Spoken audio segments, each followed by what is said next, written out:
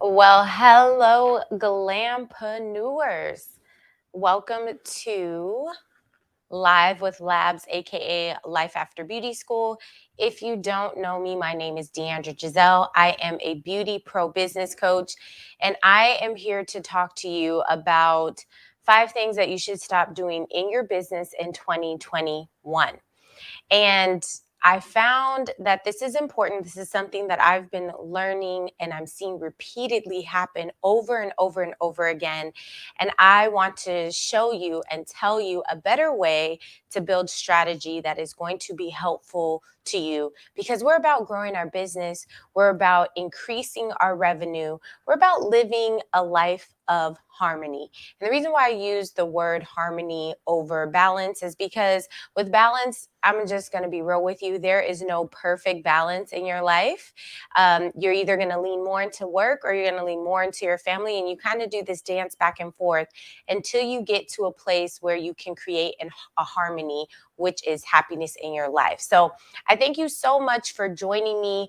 Listen, feel free to drop some comments. This is a live. This isn't just me talking at you. This is us one-on-one. So drop your questions in the comments. I can read them and feel free to ask away as we get into the 5 things to stop doing in 2023. This is the very, very, very, very first one. Are you ready? Are you ready? Okay.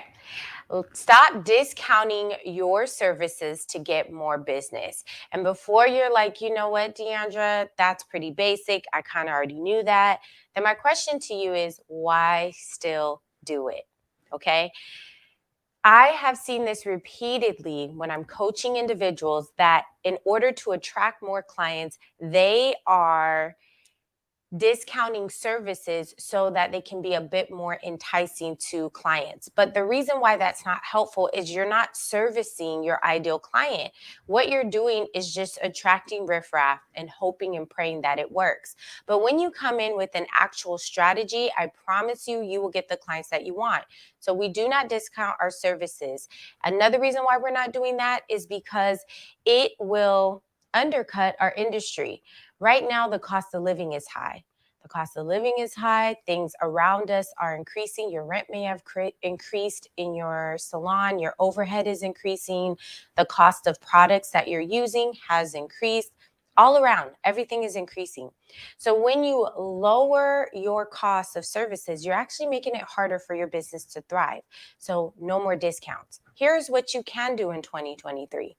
Understand who your target audience is and make sure that everything that you're producing, from the type of posts that you're posting on social media to what the customer service is like when they come into your salon, everything should engage your ideal client avatar, aka your target audience. So when you hear me say those things, ideal client avatar, target audience, they're one and the same.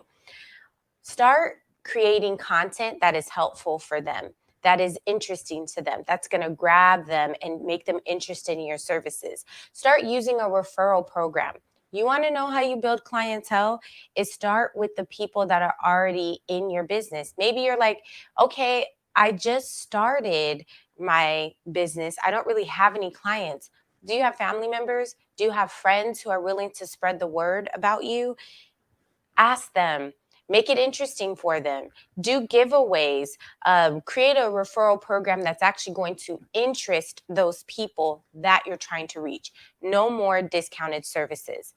The other thing is, I touched on it a little bit, is does your social media represent your ideal client avatar? So for example, if I am an extension specialist, but my social media reflects me hanging out and traveling, that's not really engaging to the type of people that I want to come into my salon, right? I'm looking for clients who are interested in getting extensions and who can afford extensions. Can I have some of that information on my social media? Absolutely, you can. But let's post content that is going to establish you as an expert, show what you're about and your skills, and engage them. Okay, so that's another thing. We're going to stop discounting our services and make sure that our social media represents what's going to interest your ideal client avatar. And then the next thing is you are going to be social on social media. And you're like, what? Well, what does social mean? You have to interact and network with people. So we're going to stop posting stuff and hoping and praying that someone sees it, right? We're going to actually go on social media, maybe go on your explore page and see who is or who Instagram is saying is, interested or have similar interest in you, and go on their page and comment on them. Let me give you an example. Let's say I am a makeup artist and I want to do more makeup clients, like clients who are, not makeup clients, more clients who are doing weddings, right? Let's just say that's the example there. What I would do is I would look up maybe wedding photographers or updo specialists that specialize in weddings. I would follow their pages and engage with them on their social media profile. So if I see a beautiful updo, I would say something like, "Oh, the updo is beautiful. I love how you did blah, blah, blah, blah, blah." You know what's going to happen? You guys are servicing the same ideal client avatar. When people are looking at pictures and scrolling through comments, because you do it too, right? You scroll through comments, they'll see your comment, and hopefully your name is something that represents what you do. And what they're going to do is click on your page and scroll through your feed and see if you're interesting, and boom, you gain a follower. That's one way you can be social on social media. Also, collaborating with people with similar audience to you. Maybe that same wedding photographer that you're following, you reach out to them in the DMs and say, "Hey, I see you do wedding photography. I do wedding makeup. How about we collaborate and do a live together and talk about, the best way to prep for a wedding photo shoot, or the best things to do on wedding day for a photographer and a wedding makeup artist." You see what I'm doing there? You are socializing. Social media is there for you to be social, not just for you to post content and hope that someone finds your page. Oh, I'm going to put all these hashtags and hopefully they find me. No. So those are the ways that instead of discounting your services to get clients, you're going to create a referral program. You're going to make sure that your social media page is going to represent what your ideal client avatar is going to be interested in. And then you're going to be social on social media. All right. So that's number one. Number two is posting on Instagram and TikTok 5 to 10 times a day without knowing your target audience. We're not doing that anymore either. Realistically, you cannot post 5 to 10 times a day. That's just not even, if you have a life and you have family, you're working on your business, you're taking clients, you are, just doing different things. There is no way that you have that amount of time to post content, even if you're pre-scheduling, meaning filming a whole bunch of content and then having something schedule your content for you or post it for you. There's no way.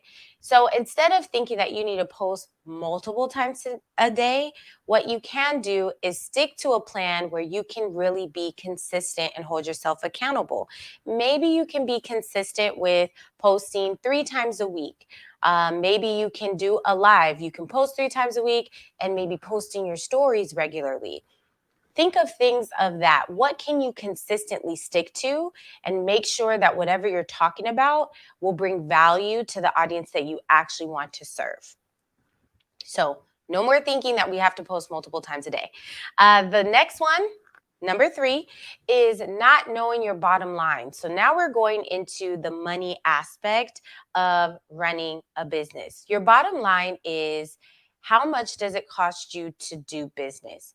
Within your bottom line, there's a few things you want to consider. So, of course, your overhead, your rent, how much products you're using in a month on average. Maybe you have to pay for water. Maybe you have to pay for electricity. Maybe you're paying for marketing.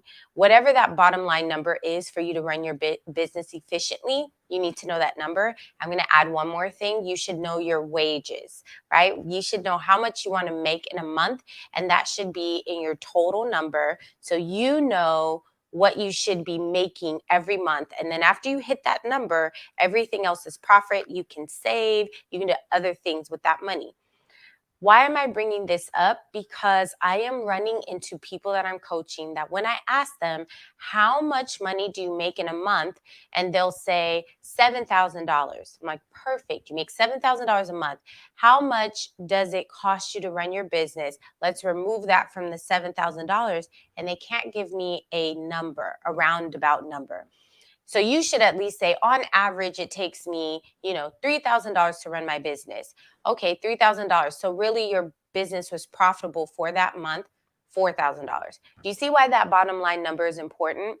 We are no longer going to run a business that is a hobby, meaning you do it here and there. You're just working in it, but you're not really taking control of it. And that is when you know you're running a business, not a hobby. So, for example, I used this example recently, and I hope I say it the right way. But I was just thinking about, Target and Walmart, they're always my favorite stores to use in examples because we're familiar with them. But we have never seen the CEO of the Target brand, right, of the Target business folding clothes for the most part. Maybe they do like the secret boss thing, but we've never truly seen that.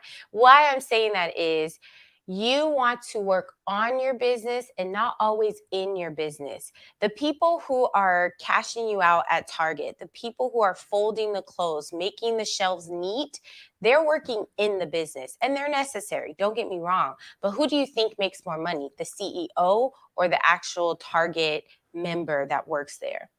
Who do you think is making more money?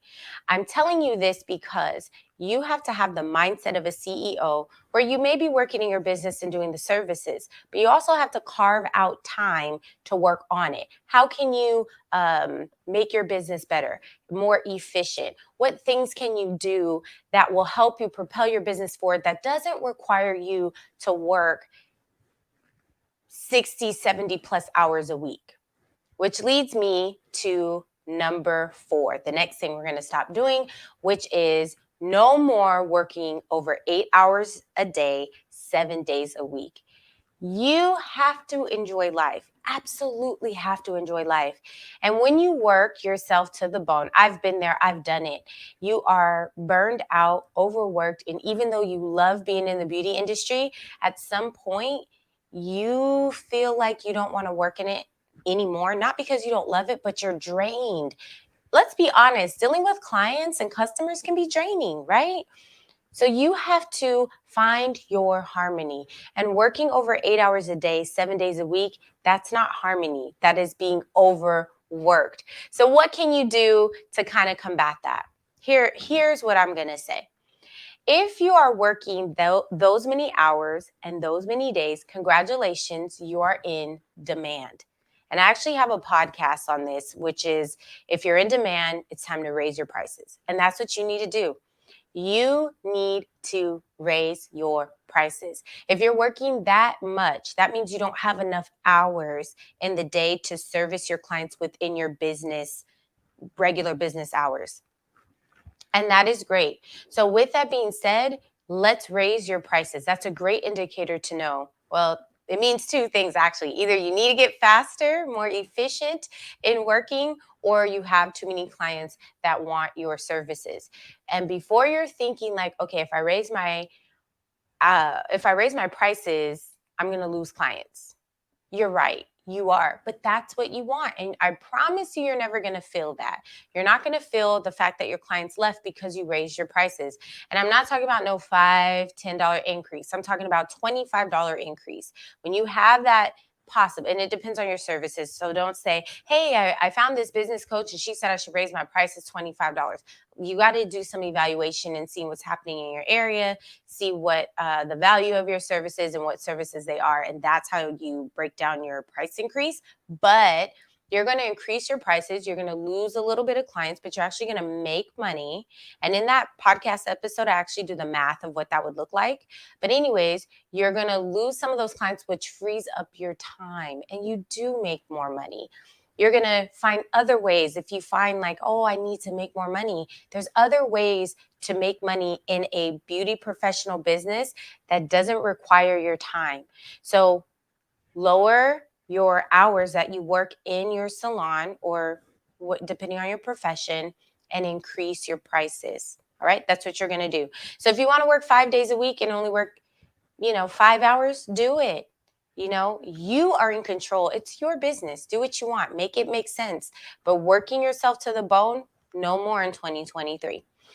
The last one that I want to talk about is treating your business as a business. That means you are going to work within your business hours. You are going to have guidelines of how you want the customer experience to be. You're also going to make sure that you have great customer service. You're going to have a website. You're going to be professional when you take their money. You're going to treat it like a business. Think about the worst customer service experience you've had, right? Think about maybe a restaurant that you've been to and you got seated and no one said anything to you for 10, 15 minutes. Think about how that made you feel. Well, that's someone that's not doing their job and it's not representing the business well. And I want to encourage you to represent your business well. And I'm also going to encourage you to be truly a business. If your hours are from 10 to 7 p.m., that's when you're in the salon. Then from 10 to 7 p.m., that's when you take clients. Let's say you have a client that's like, hey, I really need to come in at 8. Don't just say, yeah, sure, no problem.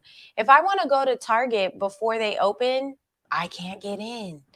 There's no one that's going to, oh, yeah, you can come in before the rest of the guests. No, I can't get in. Hold that same guideline for yourself. But if you get an opportunity where someone does want to come in earlier, you know what you should do? Pay for your time. Don't just charge them for the service. You can do a premium cost. Like, you know what? Your service is normally, I don't know, $100, but to come in before business hours, I charge an additional $50 just to come in outside of business hours. Two things will happen. They're either going to say, yeah, no, that's okay. I'll just come in at 10, which that's fine. Or they're going to pay it and maybe not use that unless they really, really, really need you for maybe they go for an event or something like that. But use your guidelines. Actually set them and use them. I've met plenty and coached plenty of beauty professionals that say they have guidelines. Oh, yeah, I work from here to here. I only want clients to schedule with me online. And yet I still see them doing services, checking their phone, texting clients to schedule appointment while doing nails. How do you think that makes that client sitting in front of you feel? And what happens, right? You're not running your business as a business. How would you feel if you're going through Target to check out and the person who's checking you out is on their cell phone like this and just checking your stuff out? Yeah, sure. Yeah, I'll be $50. You'd be like, oh, okay. I've never seen that at Target before. Wow. You would feel some type of way. So think about while you're doing nails like this and doing someone's nails and you got your phone like this or you got your earbuds in or whatever it is. That's you treating your business unprofessionally and not in a way that's representing you well, representing your brand well. So if you're just joining me, I'm going to run through these really quick and do a recap, and feel free to ask me questions in the chat. I can see your questions right there. So the top 5 things we're not going to do anymore is we're no longer discounting our services to get more business. We're going to implement a referral program. We're going to make sure our social media represents our ideal client avatar. We are going to be social on social media. The other way is the second thing is we're going to post on IG in a consistent way that we can actually keep up with.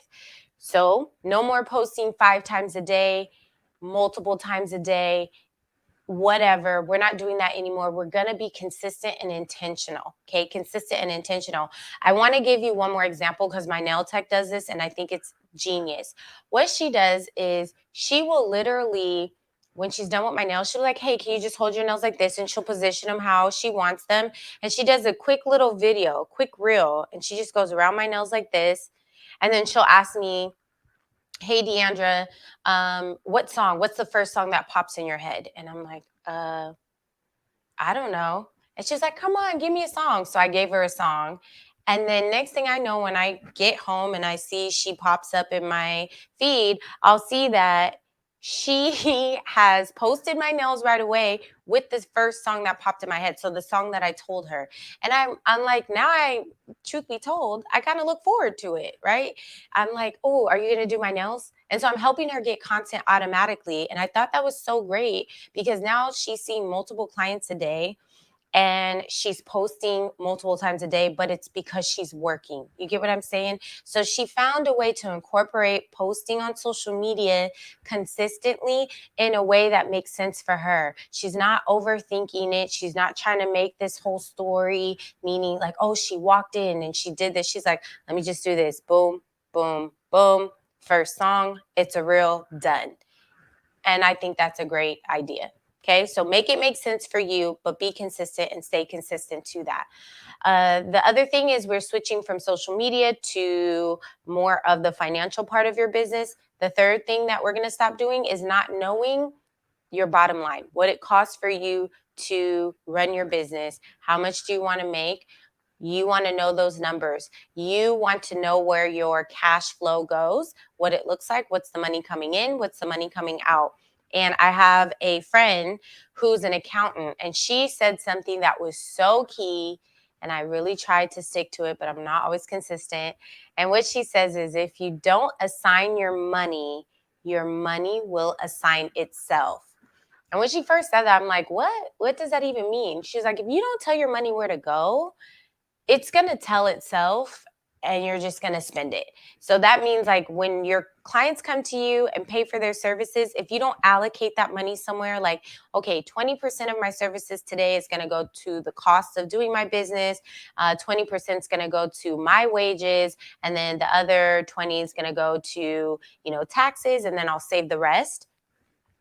If you don't assign it in that way, what are you going to do? Someone gives you money. Maybe they gave you a cash app. You're like, you know what? I'm going to go ahead and pay that fee and get that transferred to my bank account right away. Oh, you know what? Let's go out to dinner tonight because I had a good day today. And by the end of the week, all your money from your services are gone. We don't want that anymore, right? We want to make sure that we know where our money is going. So we're going to assign our money.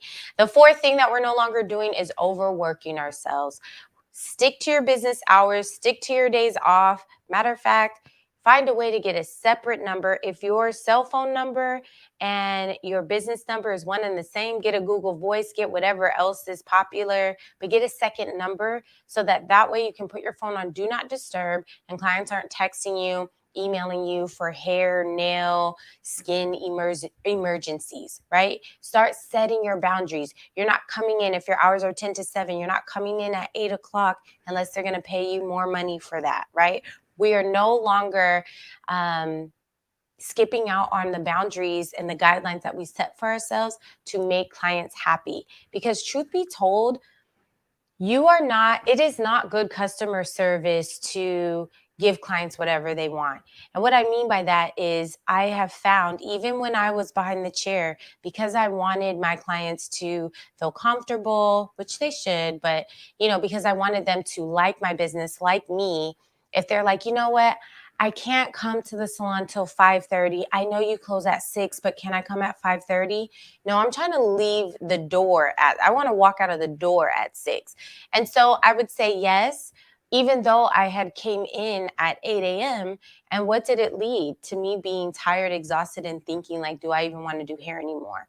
So I'm telling you this from experience. Set those guidelines, set those boundaries, keep them in place. It is not considered good customer service to do whatever your clients want. What it actually ends up doing is teaching your clients how to treat you. Meaning like, yeah, I know that DeAndra says she closes at 5:30, but if I ask her, she'll change it. We don't want to do that anymore. And the last one is treat your business as a business. Okay. And we ran through some of that. And I just really feel like I'm very passionate about the beauty industry. And I feel like we are so talented and we're creative individuals.